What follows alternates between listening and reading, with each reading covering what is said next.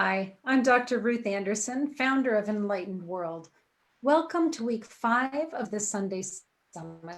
If you're new to our summit, welcome. If you've been with us before, welcome home. Conversation with spiritual divinity this morning, I was reminded of the phrase, we are born into this world alone and we die alone. While my rational mind wants to challenge me on this idea, I'm reminded that whether we are in a loving relationship with someone else or not, our most important relationship we have is the one we have with ourselves. In the eyes of our Creator, we are complete. We are whole, just as we are. Tonight, we're talking about finding home, that space within ourselves where we can always find love and compassion. That space within us where we hear, I see you, I hear you, I know your heart. Tonight, we've got Mira Rubin, Olivia Parr-Rud, and Sue Broome, who will be leading us in a meditation later tonight. So ladies, let's come on and say hello. So Mira, can you say hello? Hi, I'm so delighted to be here. Thank you, Ruth. It's a treat to be with everybody. Absolutely. Sue? Hello, everybody. Welcome from sunny Arizona, and I'm very grateful to be here, Miss Ruth. Great. And if we hear something in the background today, Sue, what is that? That is the chimes. I wasn't sure that this is the now. Yes, my magical chimes, I do call them magical, are chiming in the background. So when you hear them, listen and pay attention to when they go off and just how loud they get at times, because they do pay attention. How's that? Sue's freezing because what you've told me, Sue, is that that's when spirit is connecting. The angels are responding to what's being said in your room. Absolutely. And I'm not frozen, but the chimes are going off again. So there we go. And Olivia, can you come on and say hello? Yeah, hello everyone. It's such a thrill to be here. Thanks for having me. I'm tuning in from Southern California, so there's no snow here, but it's cloudy, and happy to be here. Great. And Terry Angel, can you come on and say hello? Good morning, everybody. Thanks, Terry. Terry, would you lead us in our intention for today? Absolutely. Let's all take a moment, just take a deep breath in. I always like to place my hand on my heart. If you want to do that as well, that brings your attention to your heart center. Our intention today, through the spoken words and the power of connecting the spirit in meditation, is to allow more peace inside during the holiday season.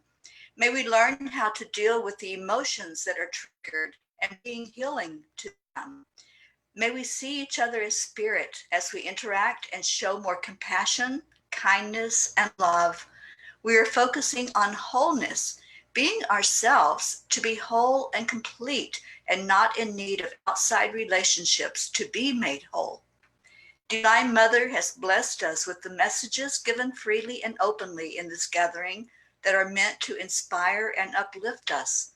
Archangel Michael has come into our presence to hold sacred space in a positive manner, and Archangel Raphael is sending healing energy with each spoken word. Thank you. Thank you. So ladies, let's go ahead and get started. Mira, let's start with you. If you don't mind, I would love to know, when I mentioned the term the holidays, what does that bring up for you? The holidays bring up a lot of feelings, all different, a range from melancholy to joy to connection to reminiscence and remembering. And I think one of the big things for the holidays for me is it's a time to take stock at take a look at my life and see where I am and where I've been, and to start calibrating about where I want to go. Thank you. And Sue, what about you? All right, so I'm not frozen anymore? No, ma'am. Okay, perfect. brings up, as Mira said, a wide range. There, because I grew up, my mom passed away when I was 13. So a lot of people have the mom and the family traditions, and my family traditions really shifted.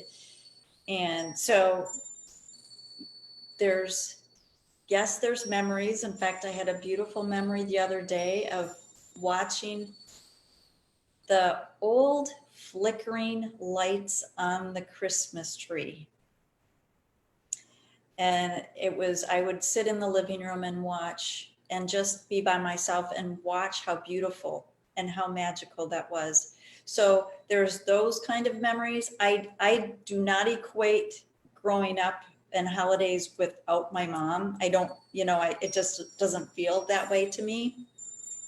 I look at it as family, because I've had to recreate with all the moves that I've done, especially the last few years. I've had to recreate my family wherever I go. So that's, it's a happy time, but I also don't get involved in the hustle and bustle.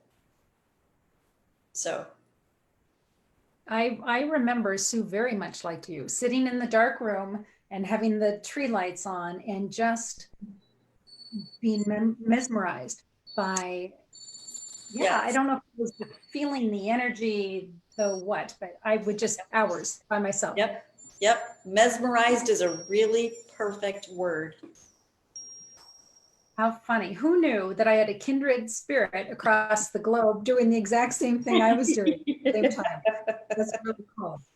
That's cool. And Olivia, what about for you, the holidays? Well, it's interesting. So similar to Sue and Mira, I have a whole host of emotions. I start dreading when I see holiday advertising and songs, because I feel so much pressure around getting the right present, or just different expectations. And then as it gets closer, I really start to look forward to it. I also lost both parents really young, but I had a big extended family, so it felt like Christmas maintained its holiday spirit. And I have 3 siblings, so we would always make a point to do something. And now I have grandchildren, so it's actually quite exciting to be part of that. And yeah, it brings like a lot of things similar to Mira. I also have this kind of end of the year reflection, like, did I achieve what I wanted, and what do I want for my future? And then getting together with family has a lot of ups and downs that I think we're going to talk about as far as emotional healing and things that we get when we're around family. So let's just dive in and let's just go there. So one of my friends came back from spending 4 days with family, hadn't seen some of them in a couple of years, and she came back feeling absolutely unseen and unheard. And she has done a lot of spiritual and emotional growth over the last several years. So it was disheartening for her to go home and to be immediately pegged right back into that category of who she was living in the family home. And of course, she's not that same person anymore. And it just triggered her in so many ways. Have you guys had that same experience, just being with your family, your bloodline, and just thinking, these people don't know me at all? Sorry, do you want to go, Olivia? No, go ahead. That's fine. I was just going to say, it seems that no matter how much work we do, it's easy, unfortunately, to step into a family circumstance and just be catapulted back to the personality or persona that was left so many years ago. And I think what we've talked about, how it's a measure of our evolution to see how well we hold up in a family circumstance, because the roles are so deeply ingrained that it's almost like another personality kicks in, or has a tendency to do that. At least that's been my experience in the past, and it's also been something that I've been able to measure my evolution against. So this year I've actually found myself to be unreactive, which is something that I'm super celebrating, because it's a pretty radical departure from times past. And yeah. Congratulations. Now, do you think, Mira, that it was that you got to the point that you really just didn't care what they thought, or had you evolved in a different way than that?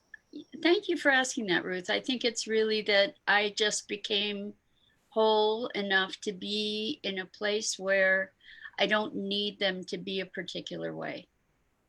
And so if I don't need their approval, or I don't need their reaction to be a certain way, then I'm able to be more present with who they are. And one of the fundamental assumptions that actually shifted for me is from being on the defensive, trying to protect myself, defend myself, living out of the past history, to being able to be present to them without my history, my story of the history running me, so that I could be present to them and hear them in a different way. And as if I didn't know them, so that I could actually experience what was there. And it gave me a much deeper sense of compassion and connectedness, instead of my being in what used to be pretty intense reactivity. So it sounds like by your being in that new space of openness, you actually gave them the grace to be able to be who they are, so you could see them fully. Yeah, it's a gift all the way around. So much of my experience of being in family situations in the past is about really just being totally immersed in my own story and my own pain from the past. And as I'm healing that and moving through that in my life, I'm noticing that I'm able to hear them in a whole different way, without the judgment, without the self-judgment. And I think that's the biggest piece, is when the self-judgment is gone or minimized, then there's an ability to really be present, to receive others as they are. That's a beautiful gift of grace. I agree. Yeah. Olivia, what does this bring up for you? Well, similar to Mira, I would have this kind of game I would play where the more spiritual growth and personal growth that I did, then I would, as I visited my family, I would see how far I'd come, because that's where I would normally get the most triggered. And I remember hearing this psychotherapist years ago that talked about how we could actually experience a grief process that the family we always dreamed we had or wanted, that could be parents or sisters or brothers or whatever, never really existed, and we get to see them for who they are. And so maybe we're grieving the loss of this dream. But I do feel like, for me, as I step in, I can be much more compassionate and be helpful. And I had to give up on them, my family, ever seeing me the way I had hoped, because I felt like then I was still looking outside for validation. So the more I can be autonomous in my who I am, and get that from within or from my higher sources, then the more resilient and the more compassionate I can be with other people in my family. And I find that where I am seen and valued, those people then become my family. So I think we probably all have that experience where we kind of find our new family, maybe our tribe, that maybe we weren't born into that, but that they become that nurturing circle that we need at times. So, and I apologize for the internet being a little unstable this morning. So Sue, you talked about creating family. So and you've moved around quite a bit. So how have you created family everywhere you go. How have you done that? Well, and it's interesting because as everybody's talking, I'm kind of going through in my head, when was the last time I spent a holiday with blood? You know, with my and really my immediate family. I have 3 brothers, and it's been probably 2 decades. It's probably been longer than 2 decades, and I don't feel that I am, you know, I don't feel sad about that. I don't feel, and it's not that, like, I think, I can't remember who said it, but there's a level of acceptance that, you know what, I'm just going to do what is right for me, and they're going to do what's right for them, and it's okay. And so I did not move until when I hit 52 is when I moved out to Arizona. Otherwise, I lived within 30 miles of where I grew up. And I would spend holidays a lot of times with a couple of friends. We would, different friends. And that's where it really does come. It's friends that you pull into your life, your tribe, if that's, you know, that's a really good language for it that people get. So it's people that get you. But I also, there are times when I will spend the day, the actual day, by myself. And there's my, you know, my family is really me. And my family is my loved ones on the other side who I have a very close relationship with. And my family is my guides and my star being friends, you know, so they're all a part of my family no matter where I go. So it brings, you know, it allows me to have a closer connection in some ways on holidays because everybody else is with their families and I'm with my own family. But I want to touch on something that Olivia said about the grief process, you know, about the holidays not being what we thought. And can I share a little story?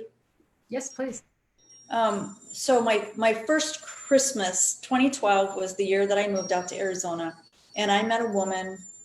I was involved with volunteering at hospice, and I met another volunteer. Her name is Terry.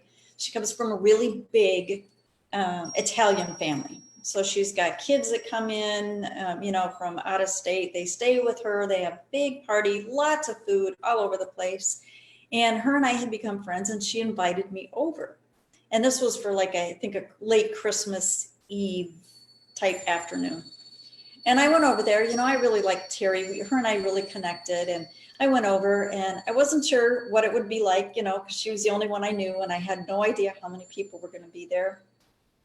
And I was there for a while and I was, you know, talking with people and interacting as her kids would introduce themselves and the grandkids were having fun. And I knew her husband from hospice as well.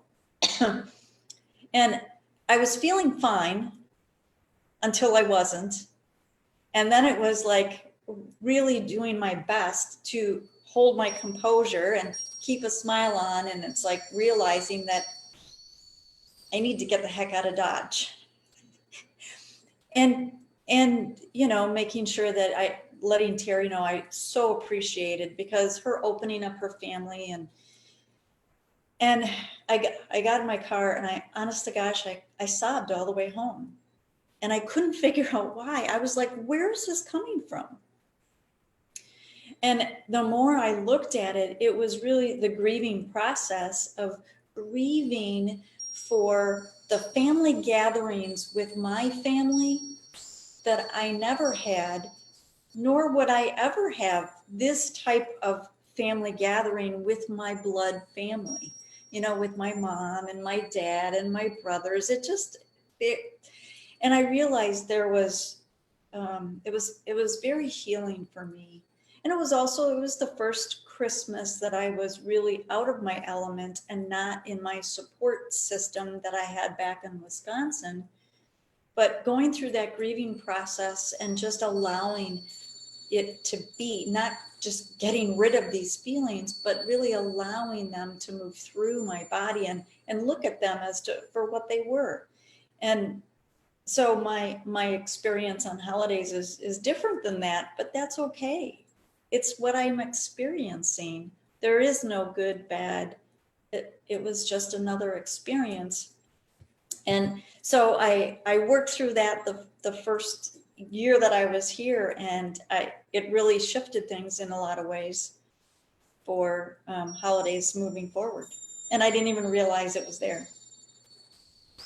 So, how many of you have ever felt alone when you were at a family gathering?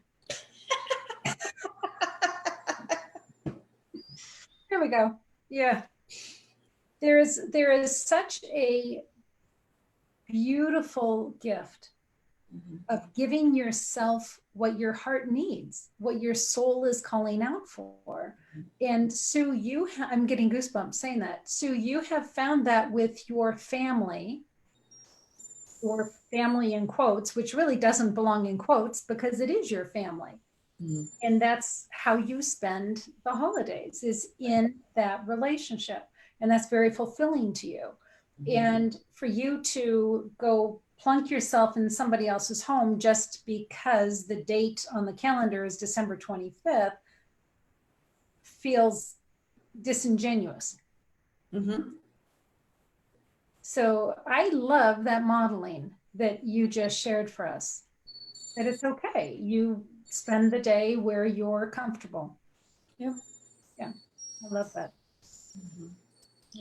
I think that the holidays are such a rich emotional time that when we're speaking about that connection with ourselves and with our heart, and that honoring those emotions and receiving them as a gift rather than a penance or a punishment, because I think is one of the biggest gifts that we can gain from this time of year, in terms of our personal evolution and growth, because those emotions, like you said, Sue, you took the time to weep and recognize what those emotions were about, and it brought you to a deeper connection with yourself and your own needs and your own mechanics, you know. So I think it's really important to be tender and compassionate and loving with ourselves during this time of year, because it can be such a confusion of emotions with all extremes, and using it as a time to get better acquainted with ourselves and to give ourselves the love that we need to evolve through it, I think is a real gift. I'd like to add that I think the challenge for some people might be to be able to get outside of Eckhart Tolle calls it the pain body, but to witness what's happening, right? To be able to separate ourselves from being mired in it. And that could be the greatest gift perhaps that we all get in the holidays, is more self-awareness of what drives our joy, what drives our grief. Maybe that could be what we can celebrate in addition to everything else. But Olivia, as you say that, I'm also seeing that the more we're aware of those things in ourselves, then it's easier for us to recognize it in others. So if you are spending the day with family and you recognize the old pattern that somebody else is in, then you can look back and say, oh, well, this is what brings them joy, or this is what triggers them. So you can be that observer and when you are just observing, then there's no reason to be triggered by it. Yeah, absolutely. Yeah. So someone was telling me about something that she used to do when she would be in the family gatherings and she just needed to escape and get away from it. She would go into the powder room and just take refuge in the powder room. And she would literally look in the mirror and just talk herself down. And that was the gift that she gave herself. That's perfect, Ruth. I actually did that a lot when I was in the corporate world. But I can absolutely see in family gatherings where that would be very beneficial. Yeah. I also did that in the corporate world, so I understand that. Yes. I think the bathroom's a great refuge, actually, to be able to go, and whether it's looking and talking in the mirror and talking yourself down, or whether it's just having a few deep breaths, allowing yourself to feel your body, allow yourself to be presence yourself, and remember who you are, and then bring that person forward back into the fray, so to speak. But yeah, I think that's giving yourself a timeout is a really important gift to allow yourself. And it's giving yourself permission. Right. Yeah. Yeah, my trauma was always not feeling seen. I was young and our family experienced a lot of loss. And so I know everyone, all my siblings were in a similar trauma, but I didn't know that then. So now when I don't feel seen, if I get triggered, I go into the bathroom and just, I see you, like I can just do that for myself. Yeah. So that's interesting, Olivia, because the words that were given to me were, I see you, I hear you, I know your heart. Right. Beautiful. That could be a mantra in front of the mirror that could be so powerful. Oh, yeah. That's a beautiful gift. Right. Divine Mother said that as we were preparing for our session here together. She gave me those words. And yeah, absolutely. What a gift. Thank you, Divine Mother. And actually, imagine not only doing that for ourselves, but for the other members of our family or the other people that we're with. Not necessarily allowed, but to be present to that, and maybe even allowed. Well, I love that. And one of the things that I've tried to do when I see another family member perhaps experiencing what I've gone through, I try to make a point to go and ask them how their life is, and get them to feel seen so I can give that gift. Yeah, very nice. Yeah, something that's coming to mind is the importance of preparing ourselves before we put ourselves into those uncomfortable situations. So if you are a meditator, that's the perfect day to make sure you don't miss that meditation time, to really get yourself grounded and comfortable in yourself before you put yourself out there. And calling on the angels and making sure that you're clear, but also I call it pre-paving, asking the angels to pre-pave and not only keep your energy clear throughout the day, but keeping the energy where you are clear. As long as you're not, encumbering yourself, on other people. It's like, no, I'm just keeping the energy clear for me. And yes, there's going to be some spillover that's beneficial for other people because they're feeling your calmness and your centeredness and your connection. Awesome. But allowing the angels, you know what? Yeah, pre-pave where I'm going because I like my energy clear. I like the space that I'm going to be clear as well.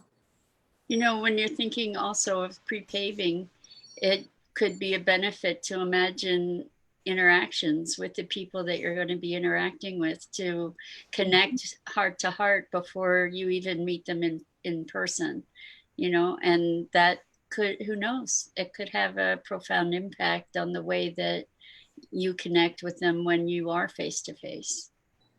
I love that, Mira, because one of my practices is whenever I'm in a difficult situation where I'm going to meet with somebody that I'm a little intimidated or nervous about it, before I see them, I imagine my heart connecting to theirs with pink light, and I actually say in my mind's eye, I love you to that person. And I can't tell you, it has changed so many dynamics. I really feel like it works. So thanks for saying that.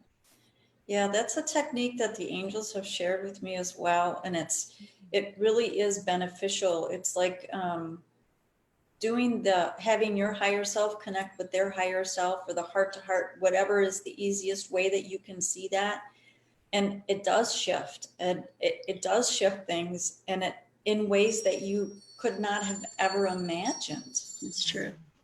I have a story that I have to tell. Years ago, my dad and I had an altercation. And it was an altercation that probably we wouldn't have even spoken for who knows how long. And I just sat and meditated to connect to his heart and just send him incredible love.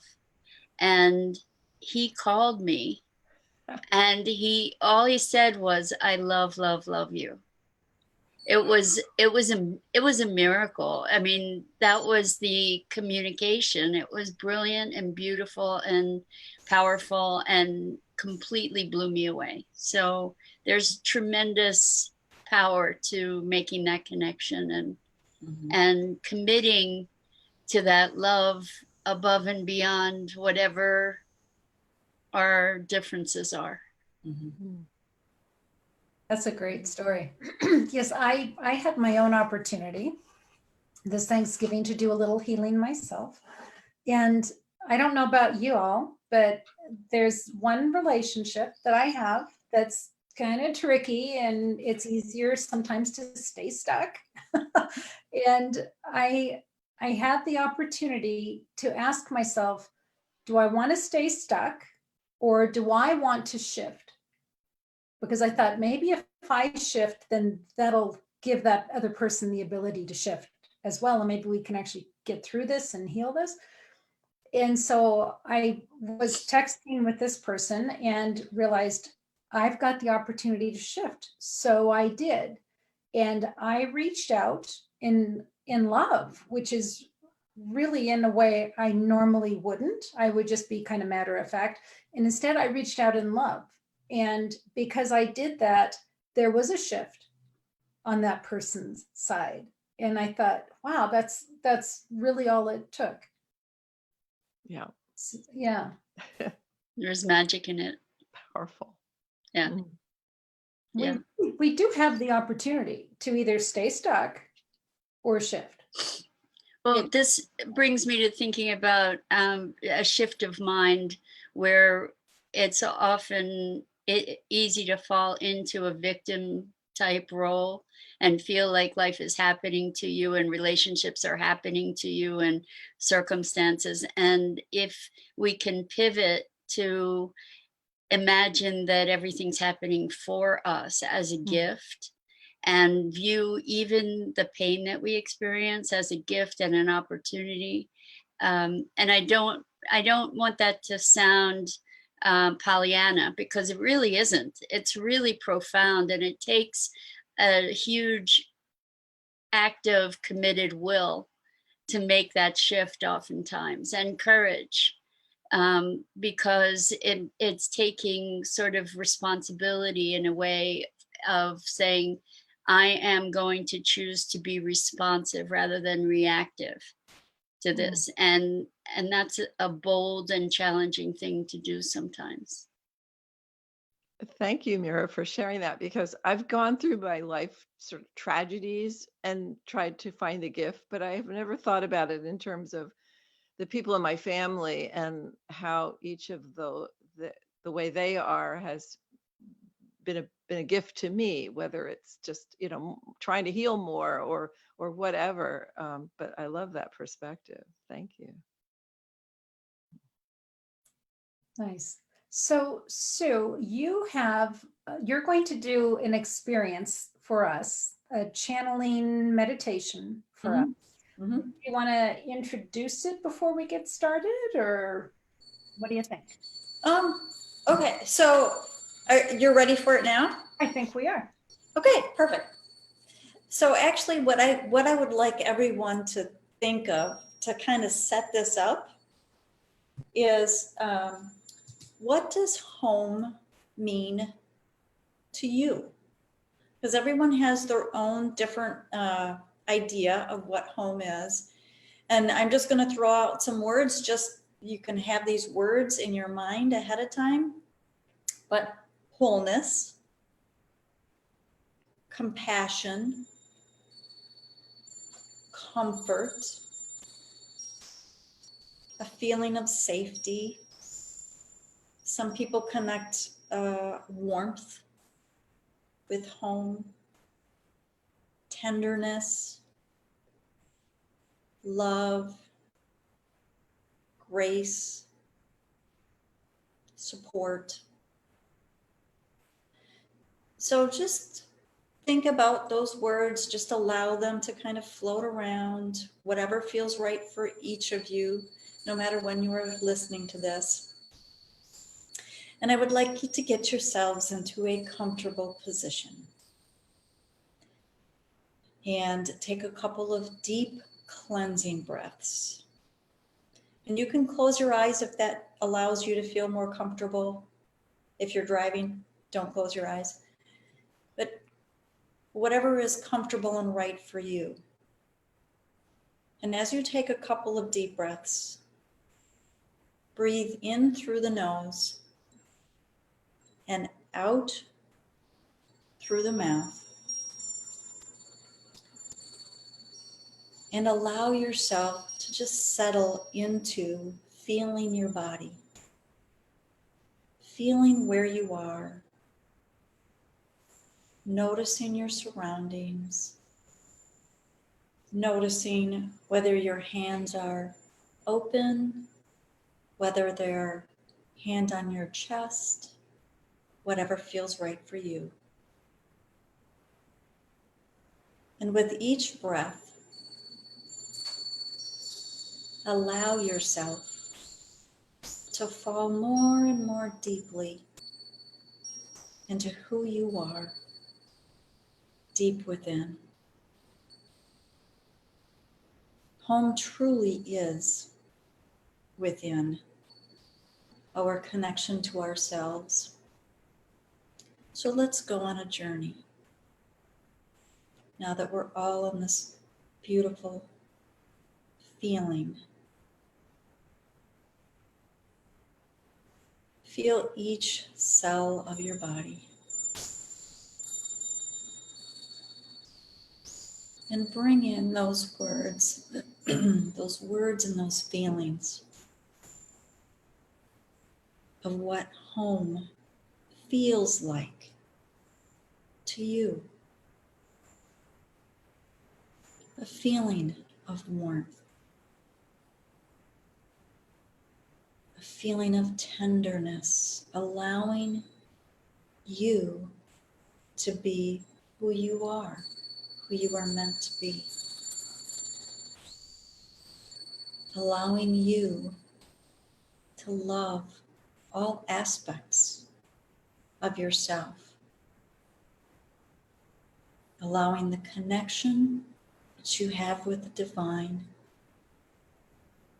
to be strengthened. Allowing yourself to feel this connection you have, that you always have, to the divine. The divine is deep within you. Feel that connection. Feel it expand. The more you bring in home, the feeling of home, the feeling of wholeness, the feeling of love. Feel it within, knowing that this is always there. Taking a breath in and feeling that connection that you have, feeling it expand within your chest, within your body, feeling it even go outside of your body and expand even more with each breath. You feel more comfortable in who you are. You feel comfortable in expressing who you are. And you feel the warmth and the love of the divine, of your angels, of your connection to your loved ones on the other side. having that sense of always being at home, whether you're with other people, whether you are in a room full of blood family, people that you don't know. The home is within. Feel that connection, that warmth, that comfort, that blanket of love from the divine, where you feel supported for who you are, for how far you have come on your journey, and knowing that all the other beautiful souls that are in your life are here to support you in ways that you may not be able to see at this moment. Allow yourself this feeling of warmth and connection to the divine. Allow it to expand within you. Feel the grace of who you are. Feel the tenderness of who you are, because you are whole. Each of us is whole.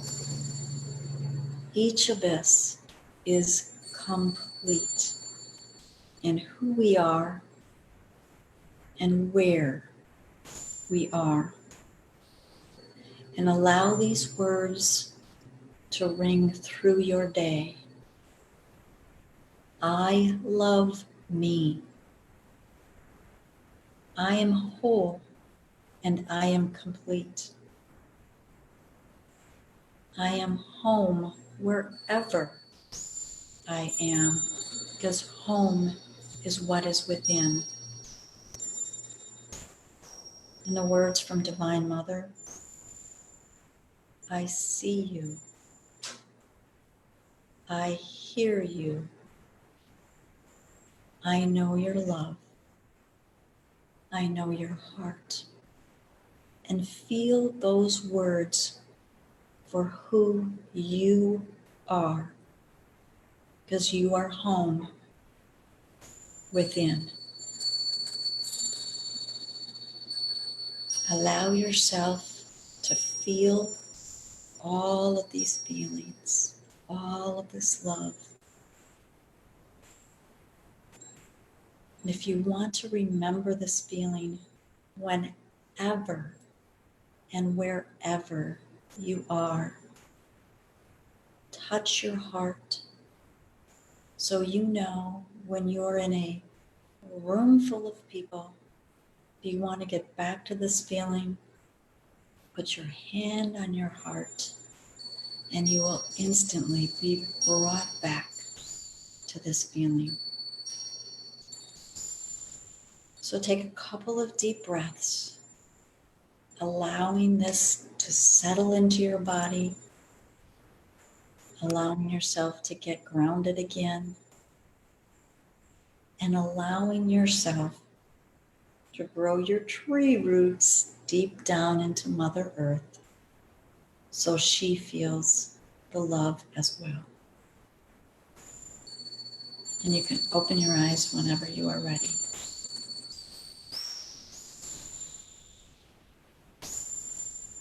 Ooh, that was lovely. Thank you so much. Very welcome. Very welcome.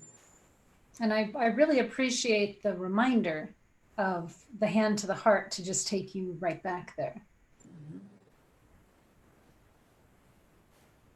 Nice. Mira, Olivia, did you all experience anything with that meditation? Well, I did. Yeah, I mean, I've been brought to tears. It was just so powerful to feel that, really feel that home inside, because I think many times when I'm stressed, it feels unavailable. So I love the anchoring by putting my hand on my heart. And I've been wiping away tears, so I obviously had a very profound experience. Thank you, Sue. Yeah, You're thank very you. welcome. So you created a space of safety. And I think that's what is one of the most important keys, is to have a place where it's safe to be who we are, to be able to breathe into that, to be able to bask in that, in that comfort and safety. So thank you. That was really beautiful. Thank you. So, Sue, what I saw when you started that was it took me right back into the living room with the lights off and the tree lights on. It took me right back there. And I felt so much love for you as a child, just spirit to spirit, that connection to you there. So during the meditation, I was not only experiencing what I was experiencing, but I was also seeing the healing pool here that Divine Mother oversees and works with souls at. And for those of you who haven't been following the summit, Archangel Michael and Divine Mother have this healing pool in the ethereal realm, and souls in and out of body can come there for healing. And during the summits, I've been able to close my eyes and see what's happening there. And I did see souls coming there. And I just want to remind all of you that in meditation, you can go there anytime. So not only can you put your hand on your heart and remember that you're home within you, but you can also go into meditation and ask to go to the healing pool and just bask in the love and the compassion of Divine Mother at the healing pool. So thank you. Thank you for sharing that. So Terry Angel, first of all, what did you come up with that meditation? Did it touch your heart as it did ours? It really did. It took me back to my childhood home growing up by the fireplace, because that was my favorite place in the whole house. Just sit and just be alone with me, after everything else was quiet in the house. I grew up in a very chaotic household. So that was my solitude, was sitting there in front of that fireplace, watching the flames. And that's what I did while you were meditating. It was just being there in that kind of energy, because fire to me is so soothing as you sit and watch the flames and go into that energy of it. Fire is something that will take energy immediately and transmute it to positive.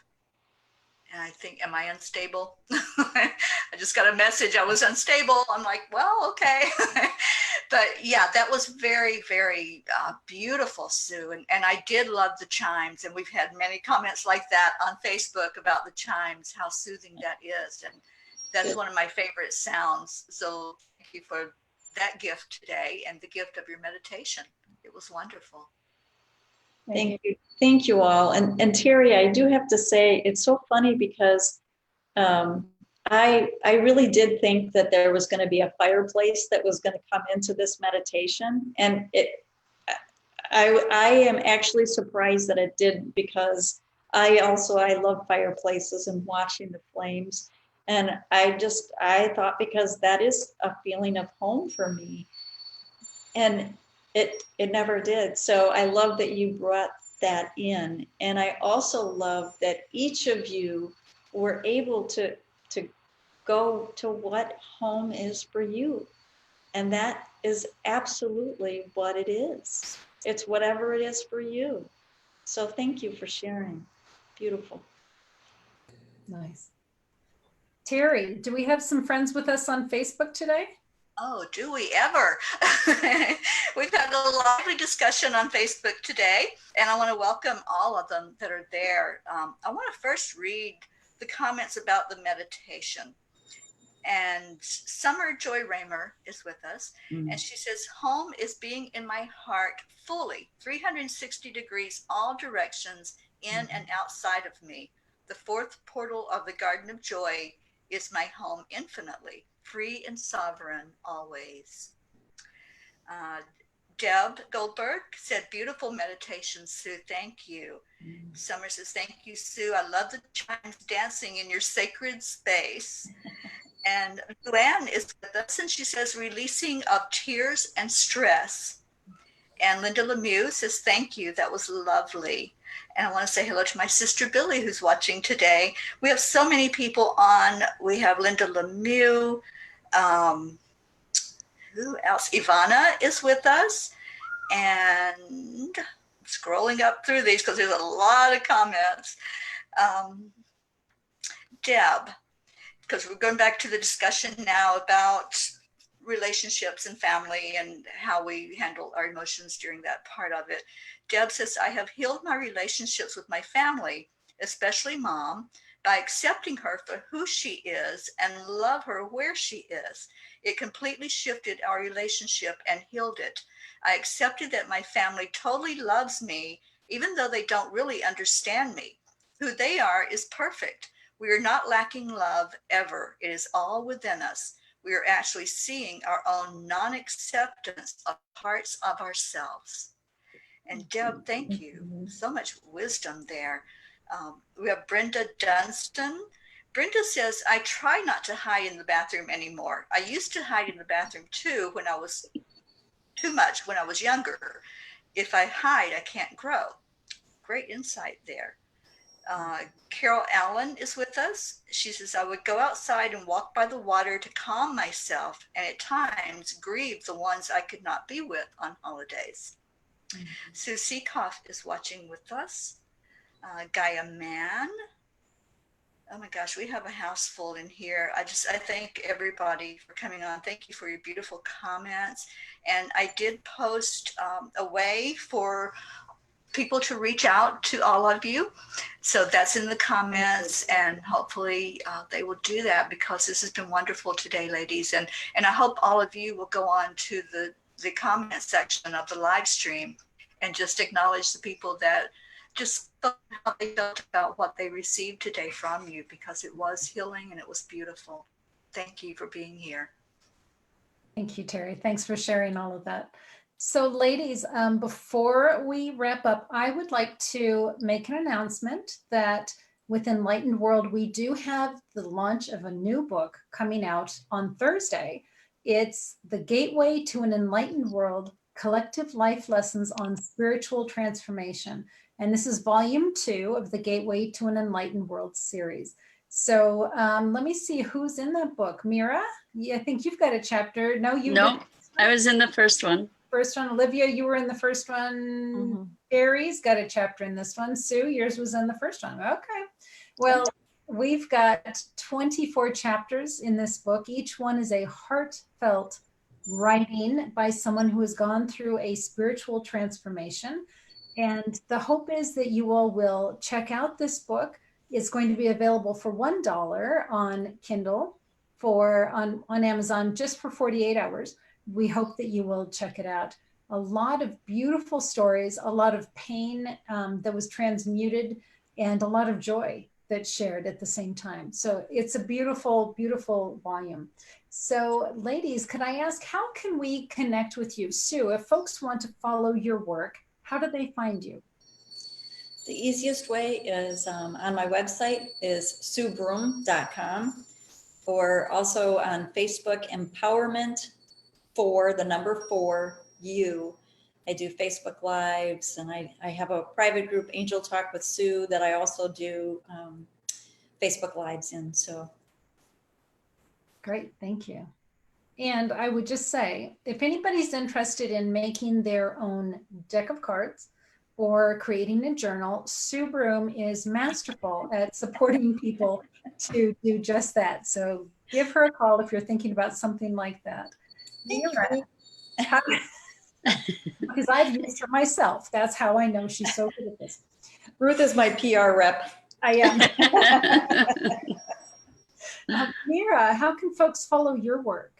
People can reach me on yourcoreconnection, singular.com, or Mira at yourcoreconnection.com. is probably the best way, or Facebook also, Mira Rubin Rise, R-I-S-E. And Mira is quite varied. Mira spends a lot of time supporting sustainability issues. She's got a beautiful practice of core connection. There's a lot to Ms. Mira Rubin, so please check her out. Well, because you said that, can I plug the podcast? We also have a podcast. It's called Sustainability Now, which you can find on iTunes, and our website for the podcast is sustainabilitynow.global rather than .com. Thanks, Ruth. I appreciate that. Absolutely. And Olivia, how can people learn about you and about your writing? So I have a website, Olivia PR, which is for Parr-Rud, .com. So oliviapr.com. And then I also have a Facebook group called Loved, Make It Your Business. So my work is bringing love into business, but ultimately about loving ourselves. Thank you. Great. So thank you, ladies. I want to share with you what's happening next week. Next week for the Sunday Summit on December 8th. It's called Compassion, Self-Care, and Self-Worth during the holidays. And we have Terry Angel and Neela Minocha providing that particular week. It's going to be quite special. So please come back and join us. It is going to be 8 in the morning Mountain Time. So I might be in my pajamas, but that's all good. So, and I think with that, we're going to say, God bless all of you. Thank you so much for being here with us on this Sunday Summit. And we look forward to having you with us next week. So ladies, thank you so much. Love to all of you. Thank you so much, Ruth. Happy holidays, everyone. Happy holidays.